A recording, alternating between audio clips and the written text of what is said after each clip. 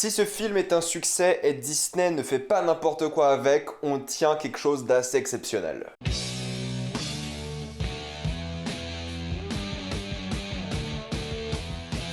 Jungle Cruise. Comme d'habitude, jusqu'à la minute indiquée dans le titre de la vidéo, il n'y aura pas de spoilers, parce que vous êtes tranquille, après on va tout spoiler. Jungle Cruise est l'histoire de Lily, une jeune botaniste qui veut retrouver un arbre magique qui peut guérir n'importe quelle maladie afin de sauver le plus de personnes possible. Pour cela, elle va devoir braver mythes et légendes en fin fond de l'Amazonie afin de retrouver la puissance de l'arbre. Je sais qu'on n'est peut-être pas beaucoup, mais j'attendais vraiment beaucoup ce film, car depuis son annonce il y a quelques années, je le sentais bien. Honnêtement, je me suis dit, ça va être un bon gros délire. Et ce qui manque dans ma vie, c'est des blockbusters d'aventure, car on n'en a juste pas assez aujourd'hui. Et c'est triste. Le dernier gros blockbuster d'aventure de la part de Disney, en tout cas, et même de manière générale, disons-le, c'est les Pirates des Caraïbes. Et si Disney ne fait pas n'importe quoi avec cette franchise, on peut avoir le prochain Pirates des Caraïbes. Une saga d'aventure avec des mythes, des légendes, des malédictions, des créatures, un mélange d'aventure et fantastique,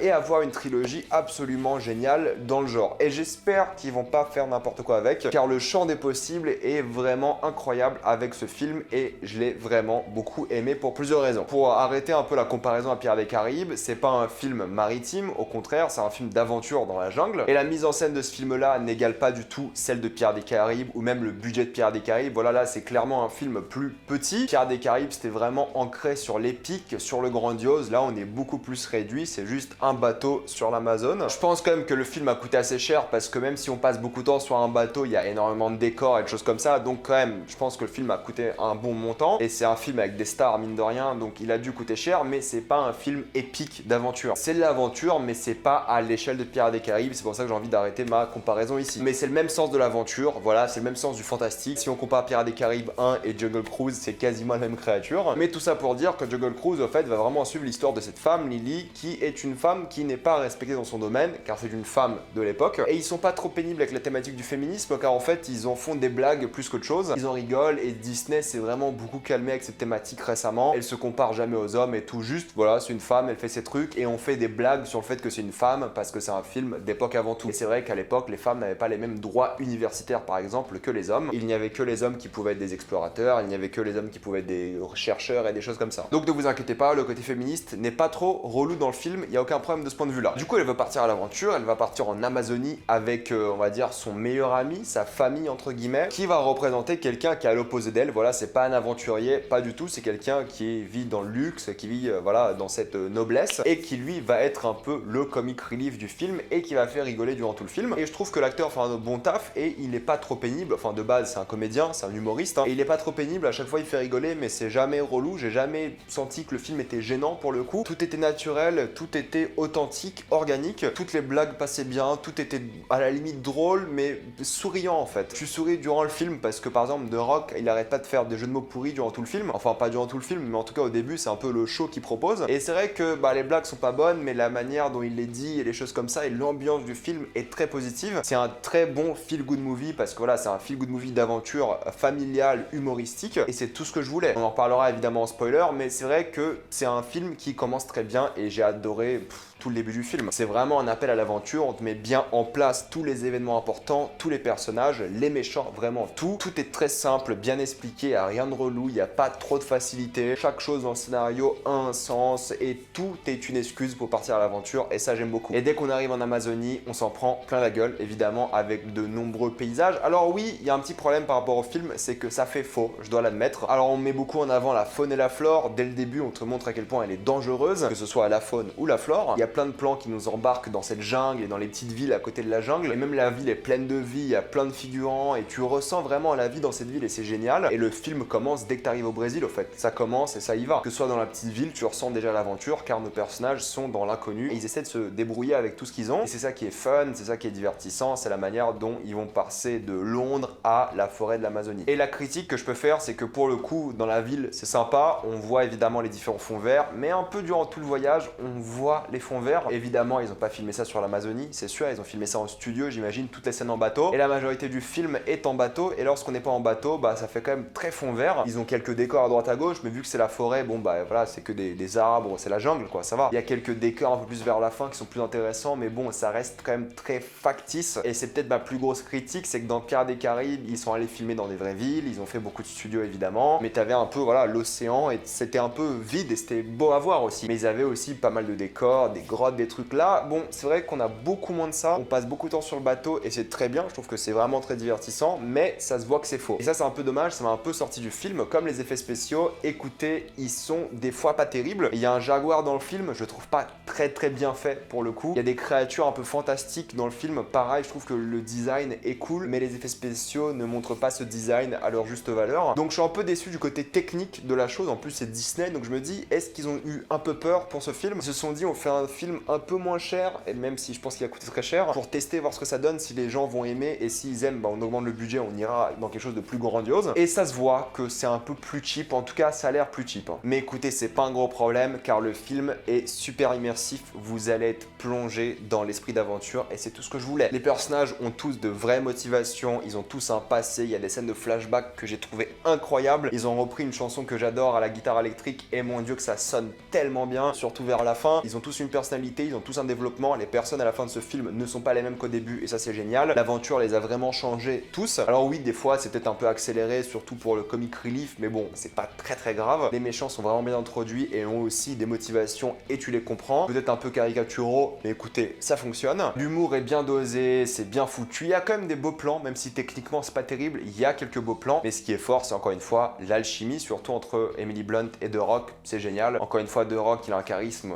au sommet, il fonctionne du tonnerre dans tous ses films, mais alors là, il est vraiment génial. C'est sûrement l'un de mes rôles préférés le concernant parce que je le trouve vraiment super charismatique, charmant, mais un peu plus faible que d'habitude. Et Emily Blunt, bah, vous la connaissez, mais là, elle cartonne aussi, et elle est formidable. Tous les acteurs ont fait un excellent travail, et aussi la musique, c'est Howard qui s'en occupe, et c'est juste génial. La musique est vraiment bien mise en avant, et ça fait quand même penser à du John Williams, du Indiana Jones, c'est vrai. Mais écoutez, je vais pas bouder mon plaisir, parce que des films d'aventure à la Indiana Jones, on en a pas tout le temps, et c'est un peu ce qu'on a. C'est ça qui est cool, c'est que vraiment, je suis retombé un peu dans la vague du plaisir des films d'aventure à la Pirates des Caraïbes, Indiana Jones. Écoutez, Jungle Cruise, j'ai rigolé, j'ai été vraiment pris par l'aventure, c'est le mot de la vidéo. J'ai trouvé vraiment tous les acteurs géniaux, leur alchimie, leur caractère, les dialogues. Il y a même des moments juste super beaux de calme, parce que ça qui est fort, c'est le rythme. Tu t'ennuies jamais, ces 2 heures, ça passe super vite. Et t'as beaucoup de moments de calme où tu te poses, où tu développes les personnages. Et t'as ces moments où en fait ils filment à une caméra d'époque et on passe en noir et blanc, en format tout petit, presque carré, et il n'y a pas de son parce qu'il n'y avait pas de son à l'époque sur ces caméras. Et ça casse le rythme d'une très belle manière et tu te reposes, c'est génial. Donc ils ont vraiment bien mélangé l'action, le rythme avec les moments émouvants, les moments vraiment plus calmes. Et ils viennent de sortir un film familial d'aventure plus que génial. Et vraiment pour moi c'est un véritable coup de cœur. Je ne m'en remets pas du tout, c'est clair et net. Et je ne peux que vous le conseiller. C'est sûrement le blockbuster de l'été. Pour moi en tout cas. Foncez le voir, c'est un film qui est fait pour tout le monde et vous allez sûrement l'adorer. Prenez-le pour ce que c'est, un film d'aventure familiale et vous allez kiffer. Donc allez voir ce film et revenez quand vous l'avez vu car à partir de maintenant, on va spoiler. Même le méchant qui était caricatural, j'ai trouvé l'acteur vraiment très cool, il fait un bon travail, il n'y a rien à dire là-dessus, t'aimes ses motivations, voilà, il veut utiliser cet arbre pour aller à la guerre. C'est marrant parce qu'ils ont choisi un Allemand comme le méchant de l'époque, je pense que les Russes et la Chine c'était pas encore le cas, du coup ils se sont dit, qui un Allemand, c'est très bien. J'ai beaucoup aimé le méchant parce que tu comprends ses motivations, même si très caricatural. Les méchants qui ont plus de sens aussi, c'est les méchants de l'époque, voilà, les conquistadors, qui sont là depuis le début, eux ils veulent juste reposer en paix, tout simplement, ils veulent juste être libres. Du coup ils sont prêts à faire n'importe quoi pour le faire. Et c'est là que j'ai beaucoup aimé leur flashback à la fin avec cette chanson que j'adore, putain la guitare elle était incroyable. Mettre du Nothing Else Matters, je pense que c'est ça, hein, si je dis pas de bêtises, c'est quand même assez incroyable et ça marche du tonnerre, bordel, c'était génial. Je me demande si c'est Metallica qui ont repris leur chanson pour le film, mais bordel que ça marchait, les flashbacks étaient géniaux et tu comprends ces méchants et tu comprends aussi The Rock en fait. Tu comprends The Rock parce qu'en fait lui aussi, il est coincé ici et il y a plein de petits moments de foreshadowing où il parle justement du fait qu'il est coincé sur la rivière, qu'il a jamais réussi à s'en aller et ça fait un peu mec qui tombait amoureux de la rivière, mais en fait pas du tout, il est prisonnier de la rivière. Il y a plein de petites phrases comme ça qui sont géniales, c'est pour ça aussi qu'il il arrive à être en symbiose un peu avec la nature, le jaguar, c'est pour ça qu'il est pote avec, c'est qu'il connaît connaît la nature, il a vécu ici depuis des centaines d'années et il sait comment parler aux animaux, il sait comment s'adapter et c'est ça qui est cool. Et j'ai adoré ces flashbacks où tu vois construire un village et c'est lui qui a construit la ville, au final c'est lui qui a appris à tous ces gens à communiquer, des choses comme ça. C'était fabuleux, j'ai beaucoup aimé, j'ai limite envie d'avoir un film sur lui au fait, sur les conquistadors qui arrivent et sur lui qui bâtit une ville et qui, je sais pas, tombe amoureux, qui fonde des familles. Le flashback ça faisait penser un peu à Pixar pour le coup, où tu voyais toute la vie d'un homme à là-haut, c'était génial, enfin j'ai adoré, franchement c'était génial. Et le design encore une fois des méchants est cool avec le miel, les serpents et tout, génial. Dommage qu'on les voit pas beaucoup, surtout de nuit, c'est pas très bien filmé, c'est un peu décevant, mais sinon l'alchimie entre The Rock et Emily Blunt est cool parce que même Emily Blunt, Lily commence à changer aussi. Elle tombe amoureuse de cet homme, elle veut se poser aussi, elle affronte ses démons avec le fait qu'elle n'aime pas nager, elle a peur de l'eau. Je te comprends Lily, je te comprends, moi aussi je serais comme toi, sauf que moi je sais nager, ça va, mais tout de même j'aime pas trop. T'aimes beaucoup leur relation et qu'en fait elle se rend compte, grâce à ce qu'elle lui a dit, tu es monde assez pour moi, je sais pas du tout comment ça va être traduit en français, your world enough for me, et c'est ça qui est cool, c'est qu'à la fin elle sacrifie la chose pour laquelle elle est venue pour lui redonner la vie, parce qu'au fait au début elle cherchait à prouver au monde entier qui elle était, mais au fait elle a besoin d'une seule personne pour voir le monde différemment, et c'est un peu le message du film, et c'est un beau message familial,